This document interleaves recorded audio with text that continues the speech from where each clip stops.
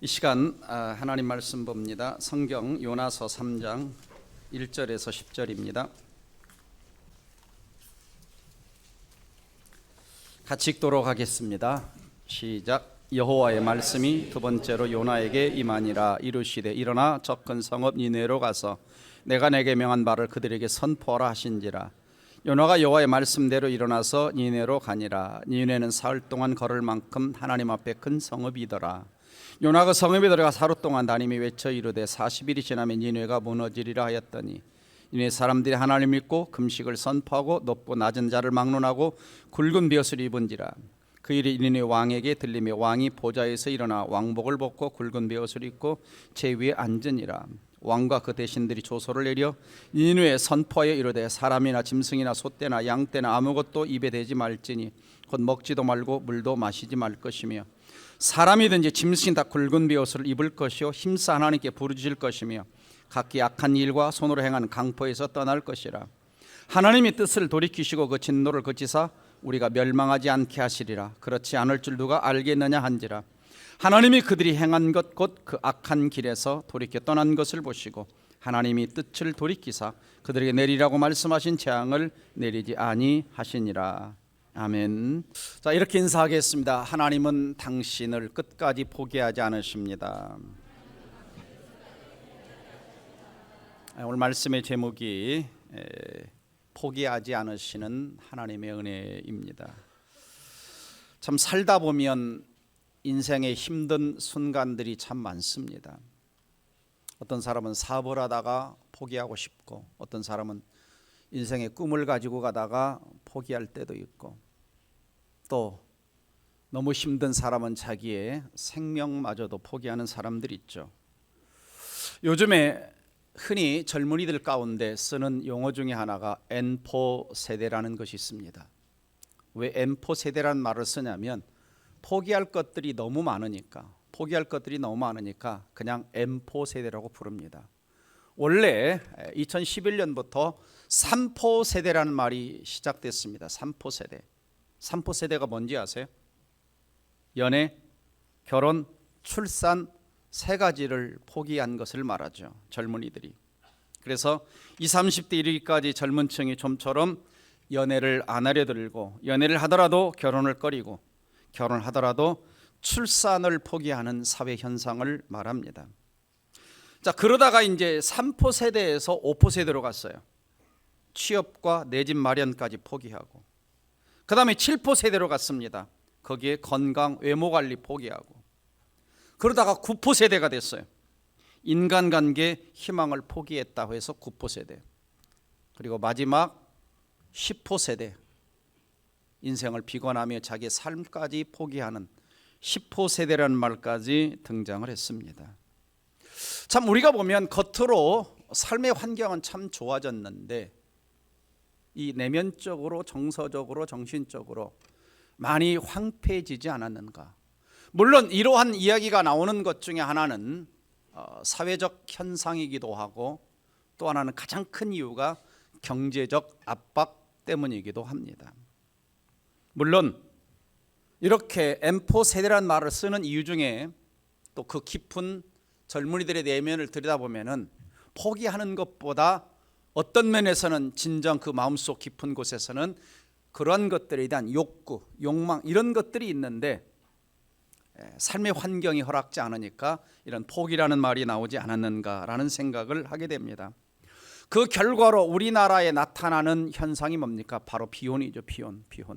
결혼하지 않는 이런 젊은이들이 많이 늘어났고, 두 번째가 저출산 문제가 아주 심각하게 결과로 다가왔고, 그리고 세 번째가 1인 가구가 기하급수적으로 늘어나고 있는 겁니다. 오늘 성경을 보면은 우리 하나님께서는 자기의 사명을 포기하고, 그리고 자인은 아니지만 자기 목숨마저 포기할 수밖에 없는 상황에 처한 요나를 포기하지 않으시고, 포기했던 생명을 살려내시고, 포기했던 사명을 다시금 불리듯 일으켜주시는 하나님의 은혜를 오늘 성경을 통해서 만나게 됩니다. 오늘 본문의 배경은 주전 9세기에 아수르의 수도 니느웨를 중심으로 일어나는 사건입니다. 특별히 니느웨라고 하는 나라는 이스라엘 백성들을 굉장히 그 위인 나라인 아람이란 나라와 함께, 오늘날 시리아죠, 아람이란 나라와 함께 이스라엘을 굉장히 괴롭히고 못 살게 하고, 그리고 사실은 나중에 북방 이스라엘이 망하게 된 것도 아수르 제국이 쳐들어와서 이스라엘이 역사 속에서 사라지는, 이렇게 이스라엘을 괴롭히는 나라였습니다. 그런데 어느 날 하나님께서 이 요나에게 너 저 니느웨 백성들한테 가서 그들이 악독이 나에게까지 상달됐으니까 그들이 소돔과 고모라처럼 망할 것이라고 심판의 메시지를 선포하라고 하나님이 명령을 내렸습니다.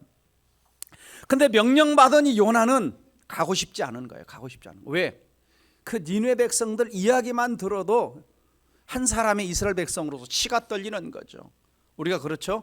우리가 좀 이렇게 만나고 싶고 보기 싫은 사람이 있으면 우리가 뭐라 그래요? 뭐도 보기 싫다? 네, 꼴도 보기 싫다. 이제 그런 거예요. 지금 요나의 마음에는 저 니느웨 백성도 꼴도 보기 싫은 거예요. 말도 하기 싫은 거예요. 심판의 메시지도 하고 싶지 않은 거예요. 그래서 도망갑니다. 그래서 1장 3절 보면 요나가 여호와의 얼굴을 피하려고 일어나서 어디로 도망하냐? 다시스로. 그래서 요빠 항구로 갑니다. 요빠 항구로 가지고 마침 가서 보니까 다시스로 가는 배가 마침 있어요. 야, 이 하나님 뜻인가 보다. 하나님 뜻이 아닌데. 그리고 이제 배 타고 다시스로 도망을 칩니다. 지금 자, 우리가 요즘 이스라엘 지도 아시죠? 이스라엘 어디쯤 되니? 지중해가 있고 이스라엘 이렇게 있잖아요. 이렇게 있으면 아수르는 어디냐면 이렇게 위로 올라가 가지고, 위가 이제 지금 헐몬산 있고 요즘 헤즈볼라 이렇게 자꾸 이스라엘 공격하는 그쪽이 있는 데가 시리아입니다. 그리고 쭉 해서 가면 한 800km 떨어진 데에 이 아수르 제국이 있는 거예요. 아수르 제국이. 네. 근데 하나님은 어디로 갔냐? 지금 동쪽으로 가라는 거예요. 근데 어디로 가냐? 다시스는 오늘날 스페인이죠. 3,500km 떨어진 스페인으로 도망가는 거예요. 하나님은 동으로 가라고 그러는데 요나는 반대로 어디로 가요? 서쪽으로 가는 거예요. 서쪽으로. 마치 청개구리 같이. 네, 청개구리 같이. 반대쪽으로 도망가는 거예요. 근데 사실은 우리 인생에서 굉장히 중요한 것이 뭐냐면 방향이죠. 방향. 속도보다 중요한 것이 방향입니다. 올바른 방향으로 가야 되죠. 네? 올바른 방향으로 가야 되는데 지금 잘못된 방향으로 가는 겁니다. 그래서 방향이 잘못되면 아무리 인간이 노력해도 소용이 없는 것이죠. 그래서 자기는 오늘 그 1장 3절 보면 여호와의 얼굴을 피하려고 그랬어요. 여호와의 얼굴을 피하려고. 그래서 그 당시에는 다시스가 가장 먼 곳이라고 생각을 했기 때문에 하나님의 얼굴을 피해서 도망가려고 갔는데, 사실 인간이 하나님의 얼굴을 피할 수 있겠습니까?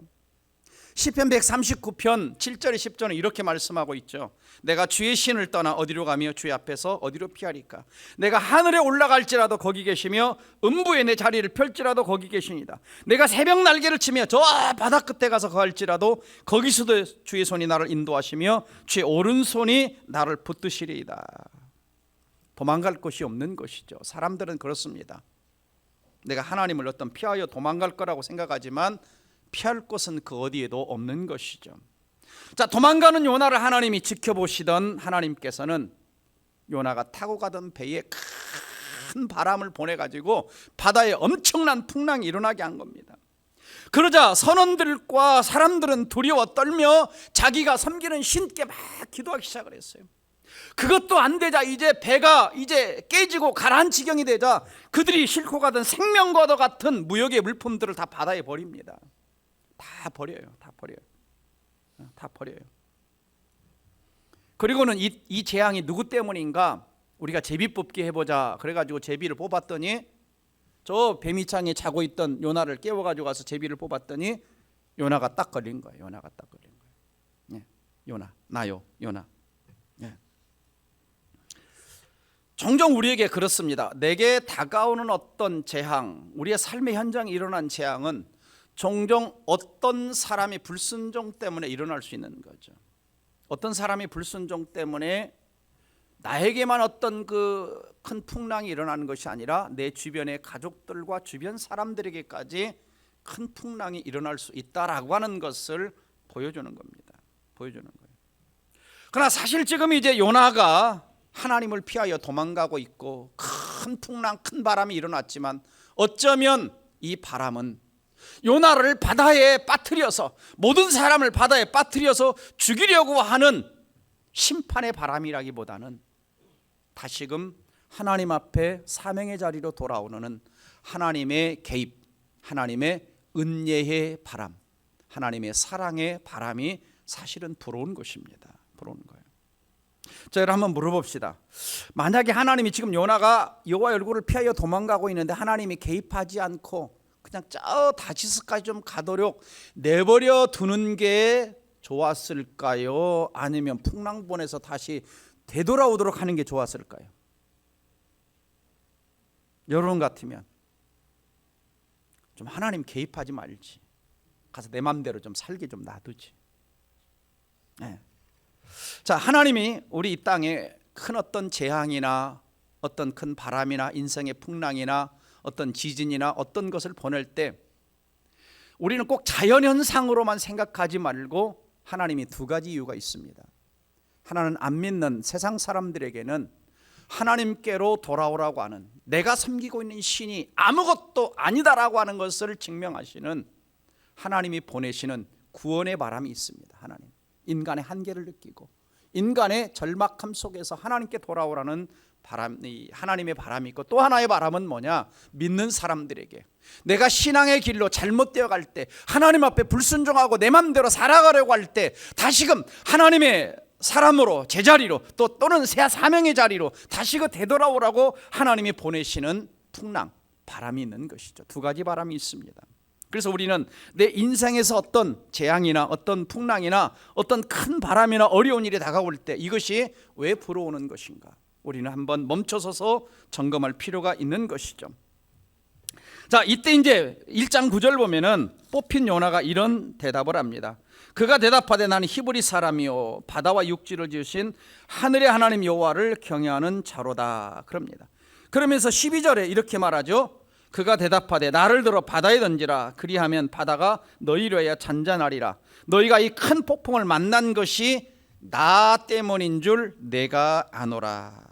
이 큰 폭풍을 만난 것이 나 때문인 줄 내가 아노라. 그렇죠. 내 인생에서 때로는 내 주변에서 어떤 큰 폭풍이 불어올 때 나 때문일 수 있는 거죠. 나의 불순종 때문에 내가 사명을 버리고 내 맘대로 살아갈 때에 어떤 폭풍우가 올 수 있는 겁니다. 그래서 우리는 멈춰서서 이 풍랑이, 이 재앙이 무엇 때문에 온 것인지, 하나님의 시험인지 아니면 불순종 때문인지 내가 사명을 버린 것 때문인지 조용히 묵상할 필요가 있죠.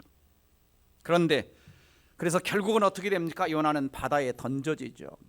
바다에 던져지고 이제 인생이 끝났다라고 요나는 생각했을 텐데 이제부터 진정한 하나님의 은혜, 하나님의 작업은, 요나를 향한 작업은 시작된 것이죠. 포기하지 않은 하나님의 은혜가 임했습니다. 그래서 요나에게 첫 번째 임한 은혜는 뭐냐? 생명을 살려주신 은혜입니다. 그것도 바다에 던져졌을 때 생명을 살려주신 은혜죠. 그래서 1장 17절을 보시면 여호와께서 이미 큰 물고기를 예비하사, 여호와께서 이미 큰 물고기를 예비하사 요나를 삼키게 하셨으므로 요나가 밤낮 3일 물고기 뱃속에 있으니라. 여러분 상식적으로 생각을 해보세요. 물고기 뱃속에 삼켜졌는데 상식적으로 살 수 있겠어요? 그것도 어느 정도 그 안에 산소가 있어서 좀 살 수는 있겠지만은 3일 밤낮을 상식적으로 살 수 있겠냐는 거예요. 그러니까 지금 물고기 뱃속에 뭐가 임해 있느냐? 하나님의 초자연적인 요나의 생명을 붙들고 요나를 살려주시는 은혜가 지금 그 안에 임하고 있는 겁니다. 그러니까 겉으로 봤을 때는 그 요나가 고백한 것처럼 이렇죠. 그 4절 5절 2장 4절 5절 보면은 3절 보면 주께서 나를 깊은 바닷속에 던지셨으므로 큰 물이 나를 둘렀고 주의 파도와 큰 물결이 내 위에 넘쳤나이다. 그 다음에 5절 물이 나를 영혼까지 둘러싸우며 기품이 나를 에워싸고 바다풀이 내 머리를 감았나이다. 지금 물고기 뱃속에서 정말 살만한 상황이 아닌데 숨쉬고 있어요. 살았네. 살았네. 그게 뭐예요? 살려주신 은혜예요. 그 생명을 하나님이 붙들고 있는 거예요. 예.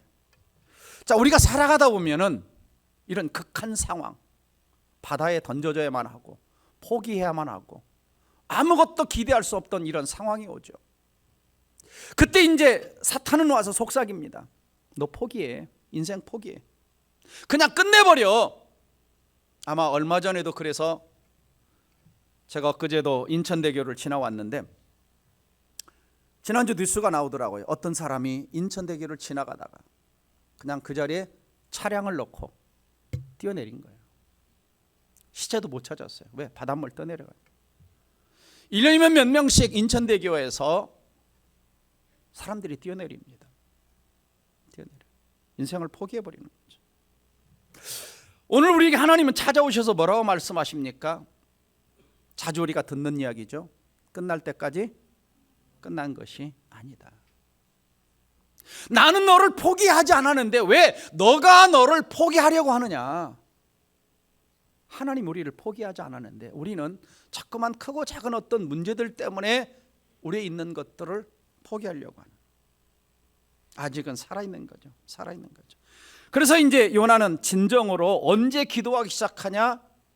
물고기 뱃속에서 생명의 경각을 다투는 그 상황에서 진짜 기도다운 기도를 시작하는 거죠. 2절 말씀 2장 2절. 내가 받는 고난으로 말미암아 여호와께 불러 아뢰더니 하나님을 부릅니다. 고난 때문에 불러요. 근데 주께서 내게 대답하셨고 하나님 응답하십니다. 내가 스올의 뱃속에서, 스올의 뱃속이라고 하는 것은 죽음의 뱃속에서, 그러니까 죽느냐 사느냐 경각의 뱃속에서 부르짖었더니 주께서 내 음성을 들으셨나이다. 좀 요나가 이 기도를 일찍 했으면 어땠을까? 니느웨 가라고 했을 때 하나님 앞에 좀 1대1로 직면해서 하나님 내 마음은 솔직히 안 가고 싶은데요. 하나님 어떻게 하면 좋겠습니까? 좀 이때 하나님 앞에 좀 진지하게 기도했으면 더 좋겠는데 언제 기도하냐? 저 고난이 자기를 둘러싸고 죽음이 자기 목구멍, 자기 숨에 탁 차는 문턱까지 왔을 그때 가서야 하나님 앞에 진지한 기도를 하는 것입니다. 우리 인간들이 그래요. 평상시 뭔가 좀 기도하고 어떤 어려움이 있으면 하나님 앞에 매달려야 되는데 그때는 잘 안 하고 언제 가서 내가 할 수 없는 막다른 골목에 가서야 고난으로 말미암아 고난이 너무 심할 때 그때 가서야 천부의 의지 없어서 손들고 옵니다. 물론 그때라도 하나님 앞에 납작 엎드리는 것이 하나님의 은혜입니다. 하나님의 은혜죠. 그래서 3절에 이런 기도를 합니다.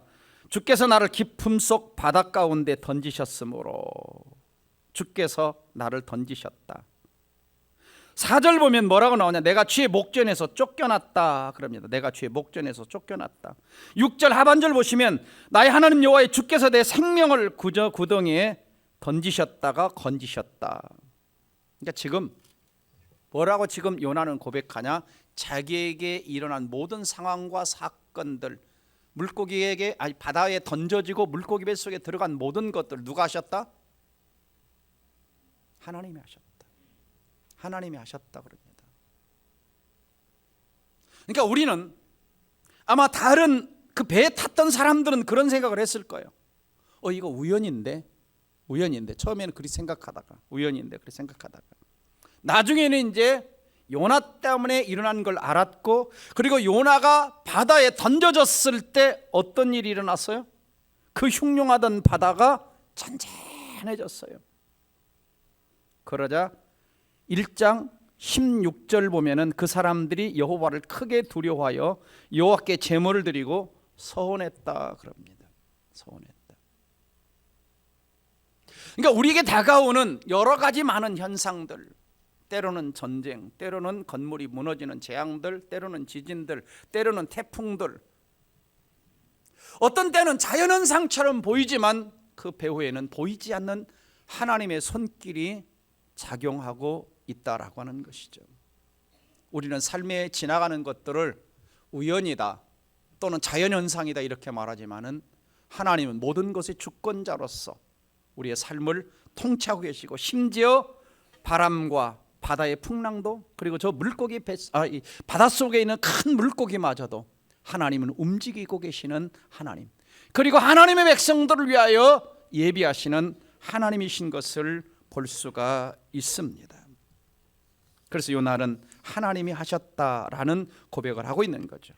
그리고 죽어야만 하는 물고기 뱃속에서 요나는 누구를 더 깊이 생각합니까? 7절, 2장 7절 보시면 내 영혼이 내 속에서 피곤할 때 내가 여호와를 생각하였더니, 누구를 생각하고 있습니까? 하나님이 생각나요. 자, 여러분, 사람이 절망적 상황, 내가 이제 곧 죽을 것 같은 상황이 되면 누가 생각납니까, 여러분은? 하나님이 생각나요? 제가 9.11을 재구성한 그날의 이야기를 이렇게 들어보니까 수많은 사람들이 건물이 무너지고 막 불에 타오르고 그 순간에 대부분이 누구를 생각했냐? 가족들 긴급하게 전화해서 나 지금 죽어가, 지금 앞에 불이 타오고 있어. 다 누구냐? 살아는 가족들을 생각을 하는데 지금 요나는 누구를 생각하고 있냐? 여호와를 생각하였더니. 자, 여러분, 우리가 위기의 때에, 절망의 순간에, 포기하고 싶은 순간에, 아무것도 나를 도와줄 리 없다고 생각하던 그 순간에 하나님이 생각난다라고 하는 것은 은혜인 겁니다. 하나님이 생각나는 것은 은혜죠. 하나님의 음성을 다시 들을 수 있다는 것을 은혜입니다. 그래서 8절에 이런 고백이 있어요. 2장 8절에 거짓되고 헛된 걸 숭상하는 모든 자는 자기에게 베푸신 하나님의 은혜를 버렸지만, 이방신을 믿는 사람들은 하나님의 은혜를, 구원의 은혜를 베풀려고 해도 다 버렸지만, 반대로 말하면 나는 나에게 베푸른 하나님의 은혜를 붙들었다라고 하는 거죠. 그 은혜에 자기는 감사하고 있다라고 하는 것이죠. 그래서 첫 번째는 하나님은 이 요나에게 생명을 살려주신 은혜를 베풀었고, 그 다음에 하나님은 생명을 살려주시기만 한 것이 아니라 두 번째는 다시 하나님의 사람으로, 하나님의 선지자로, 주님의 종으로 쓰시는 은혜를 베풀어 주셨습니다. 무슨 말입니까? 우리가 하나님은 죄와 허물로 죽었던 자리에서 우리를 구원해 주시기만 한 것이 아니라 하나님의 일꾼으로, 하나님의 동역자로 우리가 다시 쓰임받을 수 있다는 것이 축복이고 은혜입니다.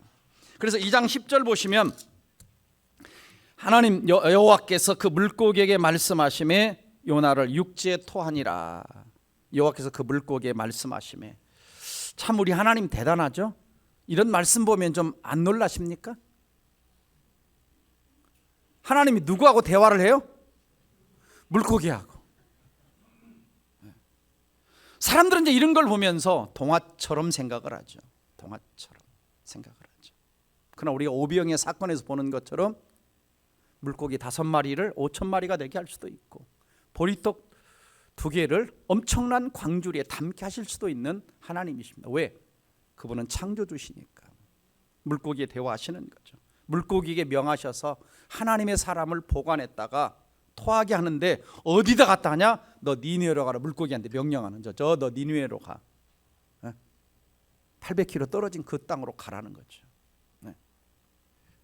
하나님이 신기하죠. 일을 하십니다. 일을 하셔요. 그러니까 그 물고기가 어떻게 했어요? 뺑 돌아가지고 그리 가지 않았겠어요? 디프레스 강 터가지고 걸프만 거쳐가지고 가지 않았겠어요? 이렇게. 굉장히 빨리 간 것 같아요. 물고기가 얼마나 하나님이 내비게이션 달아줘가지고 딱 가는 거예요. 대단하죠, 대단하죠. 하나님이 이제 살려주시는 거예요. 그래서 3장 1절 보면 여호와의 말씀이 두 번째로 요나에게 임하니라. 두 번째 기회를 주신 거예요. 그래서 요나는 가서 뭐 하느냐? 3절 말씀 보면 요나가 여호와의 말씀대로 일어나서 니느웨로 가서, 니느웨는 사흘 동안 걸을 만큼 큰 하나님 앞에 성읍이었다. 두 번째 기회를 주신 거예요. 두 번째 기회. 여러분, 하나님이 우리에게 두 번째 기회를 주신다는 것이 당연한 것은 아닙니다. 왜냐하면 어떤 사람은 첫 번째 기회에 쓰임받다가 그 다음에 불순종해서 쓰임받지 못하는 사람들이 많아요. 사울 왕은 불순종하자 하나님이 즉각 폐위시켜버립니다. 폐위시켜요. 두 번째 기회가 당연한 것이 아닙니다. 두 번째 기회를 주시는 것은 하나님의 은혜예요. 다시 일할 수 있는 것, 다시 일할 수 있는 것. 그래서 우리 하나님의 주특기는 뭐냐? 반역한 인생, 거역한 인생, 내 맘대로 살아가는 인생을 바꾸셔서 다시금 쓰시는 것이 하나님의 주특기예요. 하나님의 주특기. 예, 주특기. 그래서 하나님은 내가 포기하고 싶은 순간에도 포기하지 않으시고, 내가 사명을 버리고 도망갔을 때도 다시 불러서 하나님을 회복하시면서 쓰시는 하나님이신 것을 믿으시기를 주의 이름으로 축원합니다. 오늘날 사람들은 너무 쉽게 포기를 많이 해요. 너무 쉽게. 안타깝습니다. 부부가 마음이 안 맞으면 그냥 부부 관계를 포기해버립니다. 포기해버려요. 그래서 지금은 20만 쌍이 결혼하면 12만 쌍이 이혼합니다. 10만 쌍 내려왔는데 50%예요. 50%가 너무 쉽게 가정을 포기합니다. 자녀를 포기해버립니다. 인생을 포기해버립니다. 작년도 2022년도 우리나라 자살 숫자가 12,902명입니다. 인구 10만 명당 25.2명이 자살을 선택하고 35분에 한 명씩 자살을 합니다. 코로나 때 죽었던, 순환 3년 동안 죽었던 몇천 명의 사람보다 1년에 엄청난 많은 사람들이 인생을 포기해버리는 거예요. 과거에는 노인 자살이 많았는데 요즘에는 청년과 청소년의 자살이 노인 자살보다 9%가 더 늘었습니다. 그만큼 환경은 좋아졌는데 마음이 황폐돼서 너무 쉽게 자신의 인생과 삶과 꿈과 희망들을 포기하는 시대가 되어가고 있습니다. 우리가 성경을 보면 하나님은 잘 포기하지 않으세요. 우리가 모세를 잘 압니다. 모세는 사람을 죽인 살인자예요. 혈기가 있는 사람이에요. 근데 그를 부르셔서 온유한 사람 만드시고 이스라엘 백성을 구원하는 지도자로 쓰십니다. 우리가 야곱 잘 알죠. 사기꾼 아닙니까? 사기꾼, 거짓말 치고 뺑돌뺑돌하고 자기 야망을 위해서라면 수단 방법 안 가지고 아버지도 형도 가족도 속이는, 삼촌도 속이는 그런 야곱을 이스라엘로 이름을 바꿔주시고 그의 환도뼈를 치시며 믿음의 조상으로 하나님은 세우십니다. 바로 이분이 하나님이시죠. 하나님이시죠. 그래서 성경을 보면 참 우리 하나님, 우리 인간들 때문에 피곤하시겠다. 우리 인간들 때문에 뺑돌뺑돌하는 인간들 때문에 참 피곤해시겠다. 그냥 우리 인간들 같으면 그냥 실력이 부족하고 마음에 안 들면 뭐 하면 돼요? 너밖에 사람이 없냐? 하고 그냥 다른 사람으로 대체하고 바꾸면 되는데 우리 하나님은 끝까지 추적하시고 불의하고 못나고 불충하고 못난 우리들을 다시금 말씀으로 우리를 변화시키고 다시 새 사람 만드셔서 우리를 쓰시는 것이 하나님의 주특기예요. 하나님의 주특기. 바로 우리도 그 사랑에 녹아져서 이 자리에 있는 겁니다.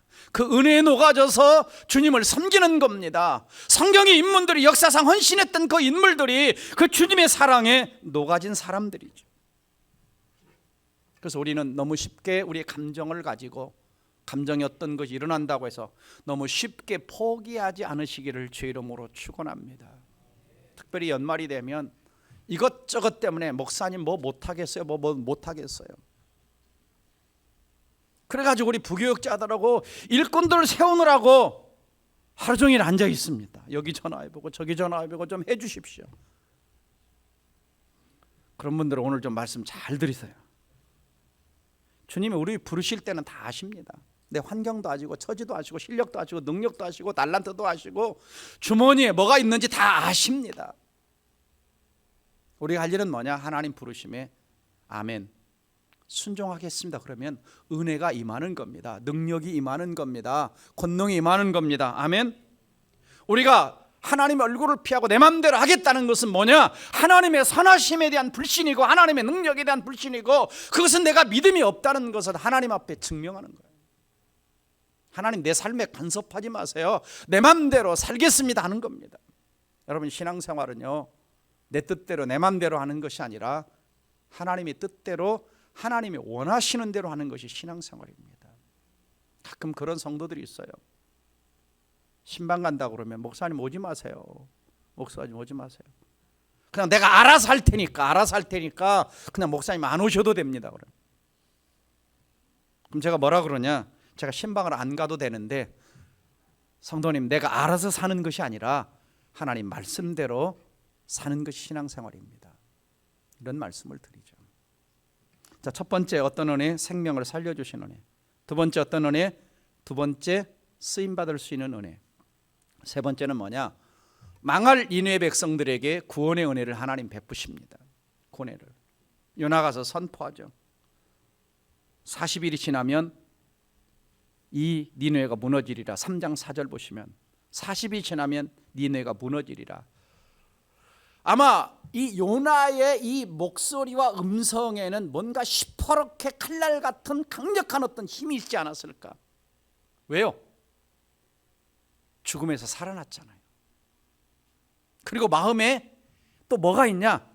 진짜 이 백성이 망했으면 좋겠으니까 그냥 40일이 지나면 너희들 망해! 소돔과 고모라처럼 다 죽을 거야! 막 이렇게 막 아주 외쳤.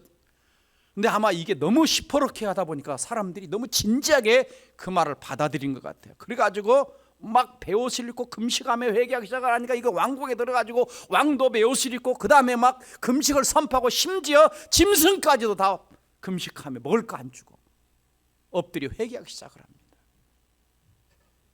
그러자 하나님이 어떻게 하시냐? 10절 가서 보니까 하나님이 그들이 행한 것 곧 악한 길에서 돌이켜 떠난 것을 보시고 하나님이 뜻을 돌이키사 그들에게 내리라고 말씀하신 재앙을 내리지 않으셨다.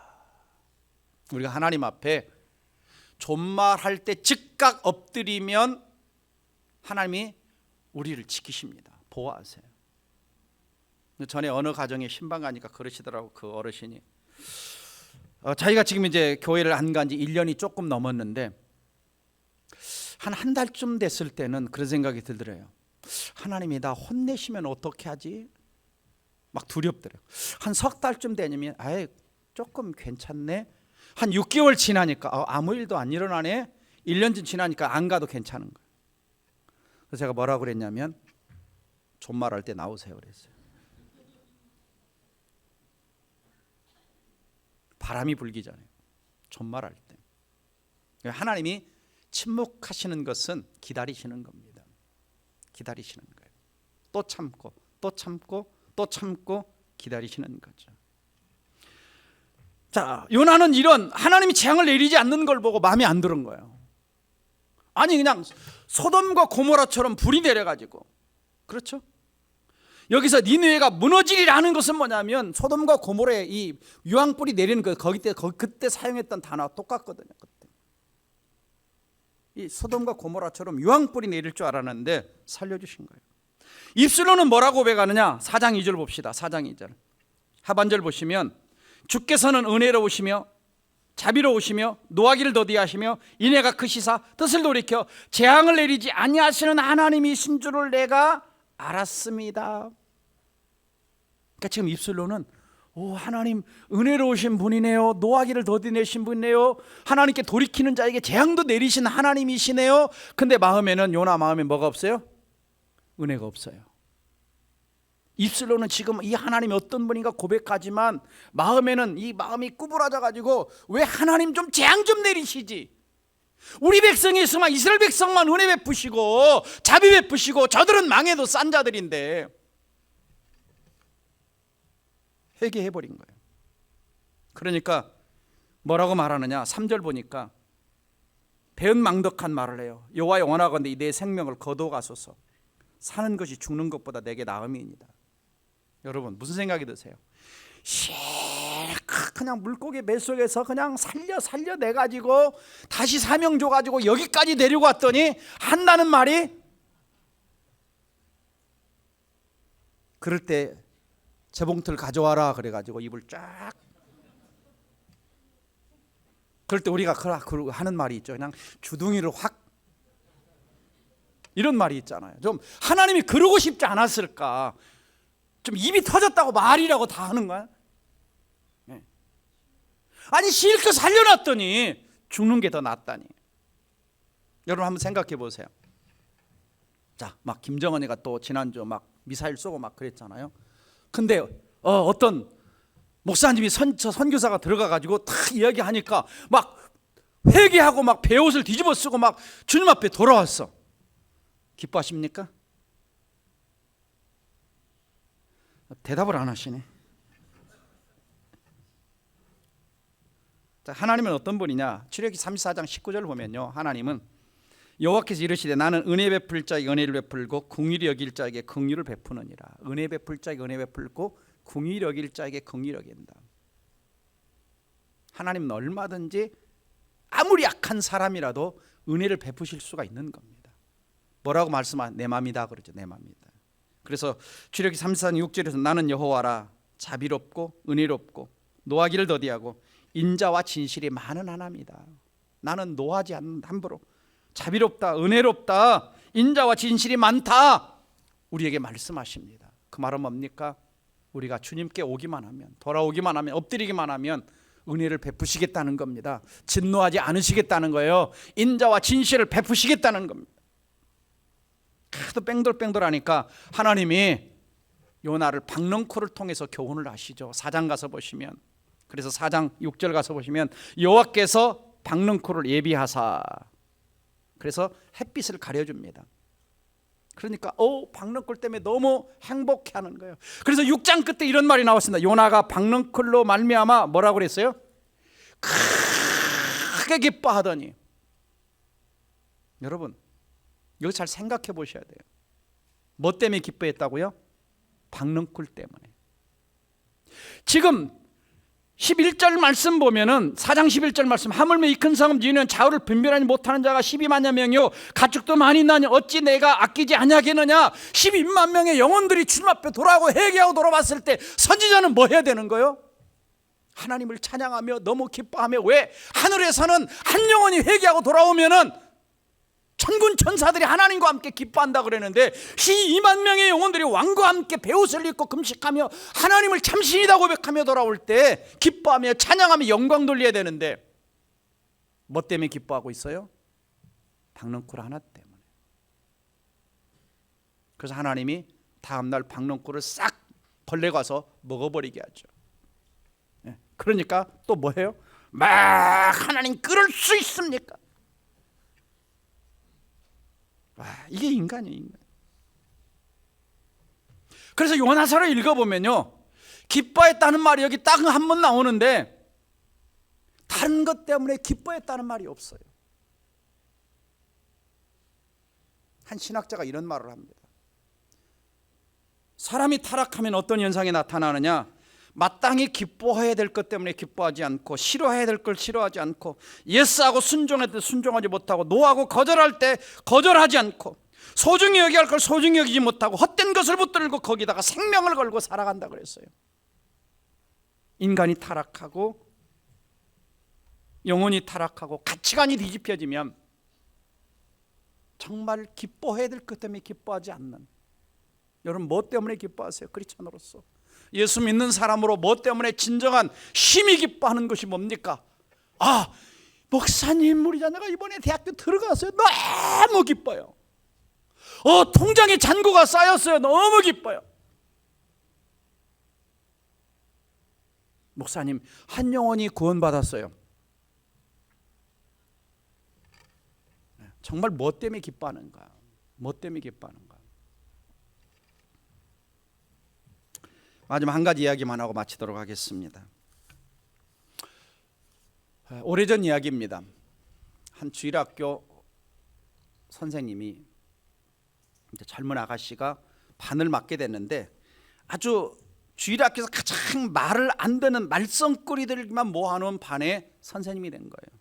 근데 그 반에 보비라는 한 소년이 있었는데 이 아이는 그냥 씻지 않아가지고 때가 꼬작꼬작 먹고 얼굴을 빗장나서 헝클어져 있고 옷은 진하게 당겨가지고 막 걸레처럼.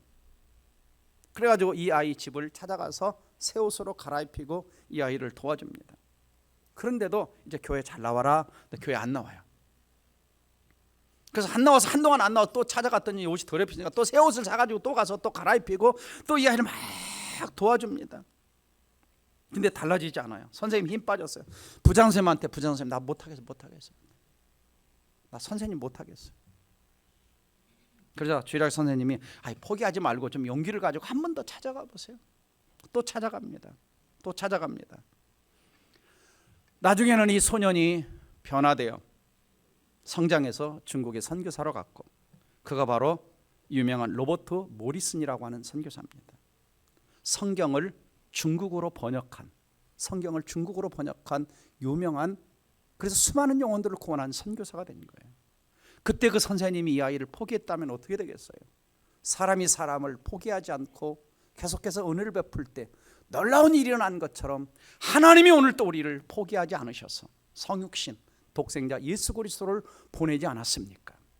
사랑하는 성도 여러분, 오늘 또 우리의 삶을 살아갈 때 힘든 순간들이 많을 것입니다.